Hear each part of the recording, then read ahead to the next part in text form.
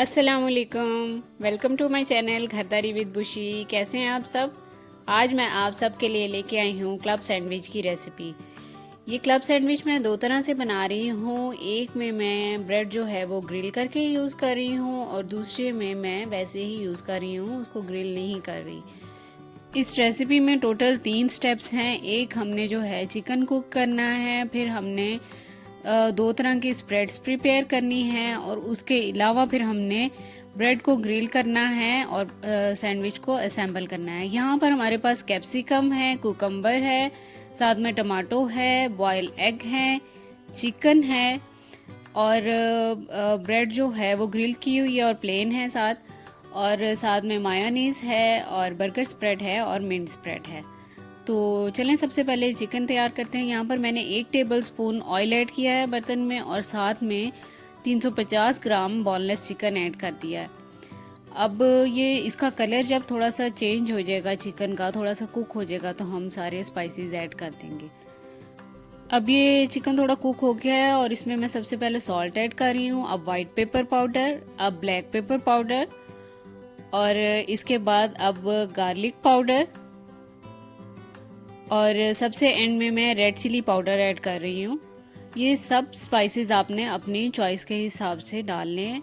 जितना आप मतलब अगर आप स्पाइसी पसंद करते हैं तो आप ज़रा ज़्यादा डाल लें। मेरा बिल्कुल नॉर्मल है। मैंने 1 टीस्पून सॉल्ट यूज़ किया है और उसके अलावा बाकी सब स्पाइसेस 1/4 टीस्पून डाले हैं। अपनी चॉइस के हिसाब से, अपने जायके के हिसाब से इसको एडजस्ट कर लें। अब मैं स्प्रेड प्रिपेयर करने जा रही हूँ। ये दोनों जो हैं वो मायोनीज़ बेस्ड स्प्रेड हैं। 2-2 टेबलस्पून मायोनीज़ मैंने डाल दी है दोनों में और अब एक में मैं 1 टेबलस्पून केचप ऐड कर रही हूँ और इसको अच्छी तरह से मिक्स कर लेना है। और दूसरे में जो है मैं 1 tablespoon coriander and mint chutney add कर रही हूँ। जो simple coriander and mint chutney बनती है वो ही धनिया और पुदीना डाल के वो जो बनती है वो वैसे ही बना के तो मैंने वो मायोनीज़ में ऐड कर दी है। अब मैं ब्रेड की कटिंग करने लगी हूँ। इसके किनारे मैंने उतार लिए हैं।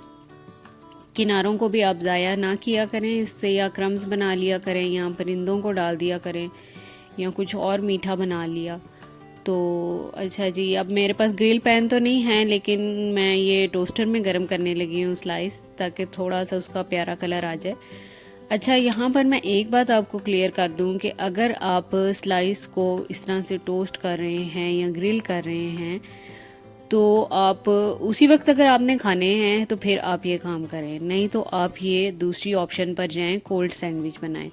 उसको ब्रेड के स्लाइसेस को गर्म ना करें क्योंकि जब हम उसको गर्म कर लेते हैं तो वो फ़ौरन तो क्रिस्पी होता है लेकिन उसके कुछ देर बाद जो है वो थोड़ा हार्ड हो जाता है या चबाना थोड़ा मुश्किल हो जाता है। तो उसी टाइम आप खा लें तो परफेक्ट है। लेकिन अगर आपने बना के रखने हैं या लंच बॉक्स वगैरह में देने हैं तो फिर आप ऐसे कोल्ड सैंडविच बनाएं। ये 2-3 दिन भी फ्रिज में रहेंगे तो इनको कुछ नहीं होगा। अच्छा, सबसे नीचे वाले स्लाइस पर जो है वो मिंट एंड कोरिएंडर स्प्रेड लगाई है और साथ में वेजिटेबल्स। अब मैंने खाली मायोनीज़ यूज़ की है और साथ में अब मैं एग लगा रही हूँ और अब इसके ऊपर जो है वो जो बर्गर स्प्रेड मैंने बनाई थी अब मैं वो लगा रही हूँ, जो मायोनीज़ और केचप को मिक्स करके बनाई थी। और अब इसके साथ मैं चिकन लगा रही हूँ। ये आपने इसी तरतीब से लगाना है तो फिर सैंडविच ज़्यादा फ्लेवरफुल बनेगा। चलें, ये अब बन गया है। अब मैं इसको कट करने लगी हूँ। इसको भी कट करके आपने तो फ़ौरन क्लिंग रैप में रख देना है ताकि ये सॉफ्ट रहे बिल्कुल।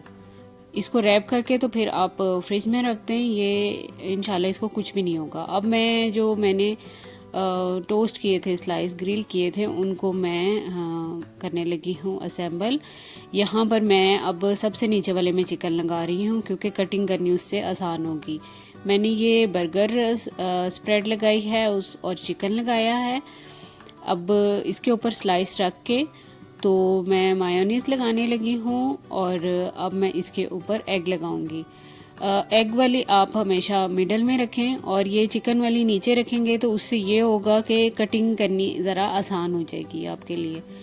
और अब मैं ये मिंट एंड कोरिएंडर वाली स्प्रेड लगा रही हूँ और अब इसके ऊपर मैं वेजिस लगा रही हूँ। और ये वेजिस के साथ ये वाला स्प्रेड का फ्लेवर बहुत अच्छा लगता है, तो इसलिए ऐसे मैंने अरेंज किया। और वेजिटेबल में आप जो सीड्स होते हैं ना, आपने वो निकाल लेने हैं। अच्छा, ये अब इसकी कटिंग का देख लें आप। एक साइड पर आपने थंब रखना है और एक साइड पे फिंगर, और फिर आपने उसकी कटिंग करनी है। ये देखें कटिंग हो गई और कितना यमी लग रहा है। ये रेस्टोरेंट वगैरह में इस तरह सर्व होते हैं उसी वक्त खाने के लिए। और अगर आप वैसे बेकरी वगैरह में से लें तो फिर जो है वो कोल्ड वाले चलते हैं, क्योंकि कोल्ड वाले जो है ज़रा लॉन्ग पीरियड के लिए भी यूज़ हो सकते हैं। तो आप ये रेसिपी ज़रूर ट्राई करें और मुझे बताएं कि आपका एक्सपीरियंस कैसा रहा। रेसिपी पसंद आई है तो लाइक कर दें, कमेंट कर दें, दोस्तों के साथ शेयर कर दें, और अगर अभी तक सब्सक्राइब नहीं किया तो सब्सक्राइब भी कर दें। फिर मिलूंगी इंशाल्लाह किसी और नई रेसिपी के साथ। तब तक के लिए अल्लाह हाफिज़।